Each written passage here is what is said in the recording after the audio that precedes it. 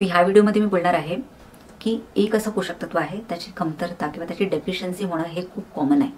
तर तुम्ही म्हणाल ते पोषक तत्व म्हणजे व्हिटॅमिन डी असू शकतं, B12 असू शकतं, आयर्न असू शकतं. तर ह्या पोषक तत्वांची पण कमतरता असतेच.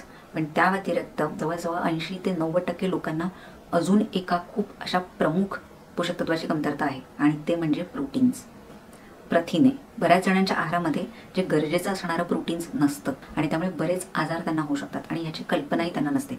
म्हणूनच या व्हिडिओमध्ये मी बोलणार आहे की प्रोटीन्सच्या कमतरतेमुळे सुद्धा काय होऊ शकतं आणि किती प्रोटीन्स आपल्याला घेतले पाहिजे, काय काय सोर्सेस आहेत. जर तुम्ही व्हेजिटेरियन असाल किंवा शाकाहारी असाल तर तुम्ही तुमच्या आहारामध्ये काय घेतलं पाहिजे, प्रोटीन्सची कमतरता कशी पूर्ण केली पाहिजे, किंवा तुम्ही मांसाहारी असाल तर तुम्ही काय काय घेतलं पाहिजे. तर ह्या सगळ्याबद्दल मी या व्हिडिओमध्ये बोलणार आहे. तर हा व्हिडिओ तुम्ही संपूर्णपणे पहा. माझं नाव आहे डॉक्टर स्मिता भोईर पाटील.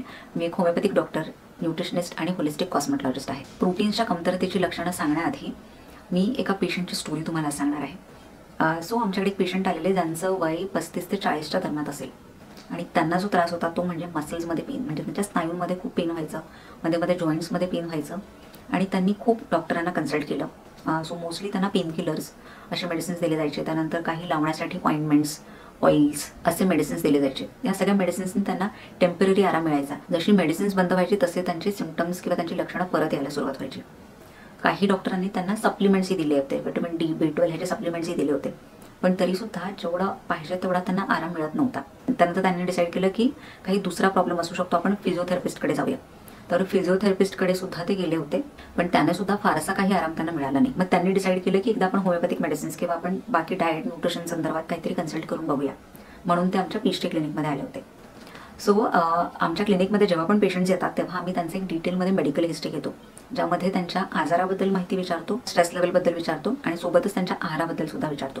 स्पेशली त्यांच्या आहारामध्ये दिवसभरातून ते काय काय घेतात. सो आम्ही जेव्हा त्यांच्या आहाराबद्दल विचारलं तेव्हा त्यांचा आहार कसा होता, जो बऱ्याच लोकांचा आहे. आणि तो आहार म्हणजे सकाळी ब्रेकफास्टमध्ये किंवा नाश्त्यामध्ये चहा बिस्किट खाणं किंवा चहा चपाती खाणं, कधी कधी पोहा किंवा उपमा अशा गोष्टी घेणं. त्यानंतर दुपारचं जे जेवण असतं त्याच्यामध्ये पोळी भाजी किंवा कधी कधी भात असतो आणि रात्रीचं जे जेवण असतं त्यामध्ये पण पोळी भाजीच असते. सो आता तुम्ही बघाल की यामध्ये अगदी जे आहार आहे तो घरचाच आहे. म्हणजे ते बाहेरचंही जास्त खात नव्हते, तळलेले पदार्थ खात नव्हते, तरी पण त्यांना त्रास का होत होता. तर ह्यामध्ये एक खूप मेजर गोष्ट जी आहे ती म्हणजे प्रोटीन्सची कमतरता. त्यांच्या आहारामध्ये ते प्रोटीन्स खूप कमी प्रमाणात घेत होते, जे अगदी निग्लिजिबल असं प्रोटीन होतं. तर आम्ही त्यांच्या आहारामध्ये चेंजेस केले. त्यांच्या ब्रेकफास्टमध्ये, लंचमध्ये, डिनरमध्ये थोडं थोडं प्रोटीन्स आम्ही ॲड केलं आणि त्यांना सजेस्ट केलं की तुम्ही रेग्युलर थोडंफार एक्सरसाइज करा.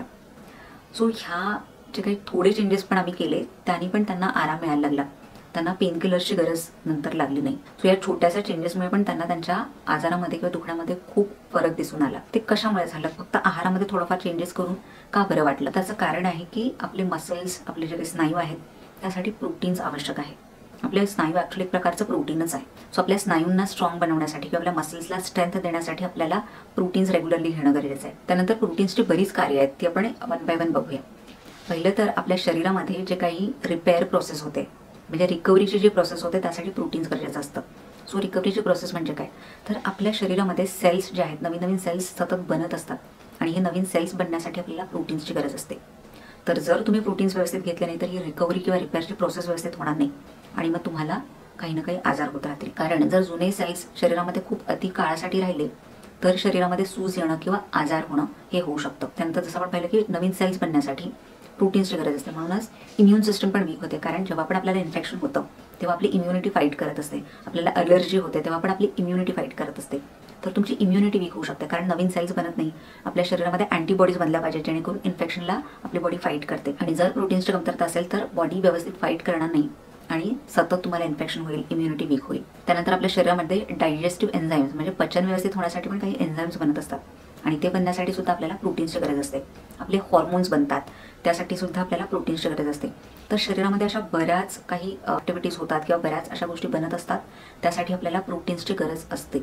आणि जर तुम्ही तुमच्या आहारामध्ये प्रोटीन्स घेतले नाही तर तुम्हाला कुठले ना कुठले आजार सतत होत राहते. म्हणूनच रेग्युलरली प्रत्येक आहारामध्ये प्रोटीन्स इन्क्लूड करणं खूप गरजेचं आहे. तर खूप जणांना असं एक मिथ पण असतं की आम्ही जिममध्ये जात नाही किंवा जे लोक एक्सरसाइज करतात कदाचित त्यांनाच प्रोटीन्सची गरज असते, पण असं नाही आहे. आपल्याला सर्वांनाच प्रोटीन्सची गरज आहे.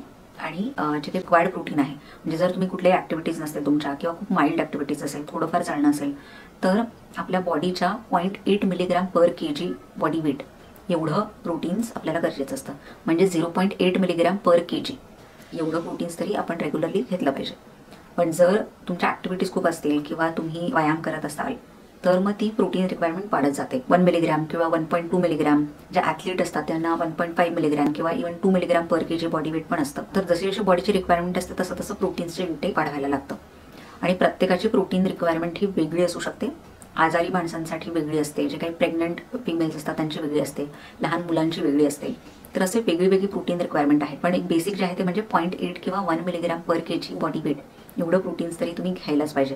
म्हणजे 70 जर तुमचं वजन असेल तर तुम्हाला 50 ते 70 ग्रॅम दिवसभरातून प्रोटीन्स घ्यायलाच पाहिजे. तरच तुमची बॉडी व्यवस्थित काम करेल, तुम्ही आजारांपासून दूर राहाल. तर तुम्ही आता असं विचाराल की आम्ही तर व्हेजिटेरियन आहोत किंवा शाकाहारी आहोत, तर आम्हाला प्रोटीन्स कसे मिळणार? सो प्रोटीन्सचे बरेच व्हेजिटेरियन सोर्सेस पण आहेत, जसे की नट्स आणि सीड्स, म्हणजे जे काही बिया आहेत किंवा नट्स आहेत. बिया म्हणजे सनफ्लॉवर सीड्स म्हणजे सूर्यफुलाच्या बिया, त्यानंतर भोपळ्याच्या बिया, फ्लॅक्स सीड्स ज्याला जवस असंही म्हणतात, चिया सीड्स, ह्या काही ज्या सीड्स आहेत त्यांना मिक्स करून तुम्ही 2-3 चमचे दिवसभरातून घेऊ शकता.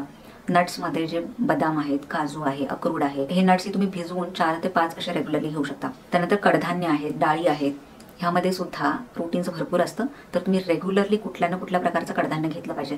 त्यानंतर शेंगदाणे, हरभरे, जे चणे आहेत ते तुम्ही घेऊ शकता. मखाने, पनीर, अशा बऱ्याच गोष्टी आहेत. पालक, ह्यामध्ये प्रोटीन्स असतं. सो कुठल्या ना कुठल्या प्रकारचं तुम्ही रेग्युलरली प्रोटीन्स घ्यायलाच पाहिजे.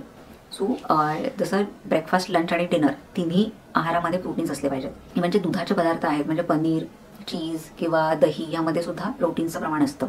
तर हे सुद्धा तुम्ही तुमच्या आहारामध्ये घेऊ शकता. पहिलं मील आहे किंवा ब्रेकफास्ट आहे त्यामध्ये जास्त प्रमाणात जर तुम्ही प्रोटीन घेतलं तर तुम्ही डायबिटीज आणि हायपरटेन्शन ह्या आजारांना दूर ठेवू शकता. कारण सकाळी जर तुम्ही कार्बोहायड्रेट जास्त घेत असाल, म्हणजे चहा, पोहे, उपमा अशा गोष्टी घेत असाल तर त्यामध्ये कार्बोहायड्रेट जास्त आहेत आणि म्हणून शुगर लेवल आहे ती फ्लक्च्युएट होते आणि आजार होऊ शकतात.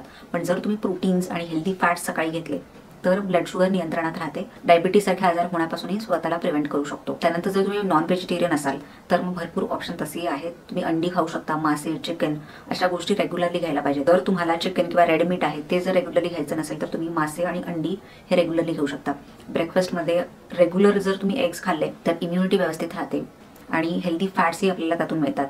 तर स्किन व्यवस्थित राहते, हेअरची हेल्थ चांगली राहते आणि आपले स्नायू व्यवस्थित राहतात. जे काही पचनाचे विकार असतात ते सुद्धा होण्यापासून आपण स्वतःला वाचवू शकतो. असे बरेच फायदे आहेत जर तुम्ही रेग्युलरली तुमच्या आहारामध्ये प्रोटीन्स घेतले तर. सो आता तुम्ही पाहिलं असेल की हा व्हिडिओ किती महत्त्वाचा व्हिडिओ आहे. कारण बऱ्याच जणांना प्रोटीन्सबद्दल माहिती नसतं आणि किती प्रोटीन्स घेतलं पाहिजे हेही माहिती नसतं. त्यामुळे हा व्हिडिओ तुम्ही तुमच्या फ्रेंड्स आणि फॅमिली मेंबर्ससोबत नक्की शेअर करा. सो हेल्दी खा, हेल्दी राहा आणि स्वतःची काळजी घ्या. बाय.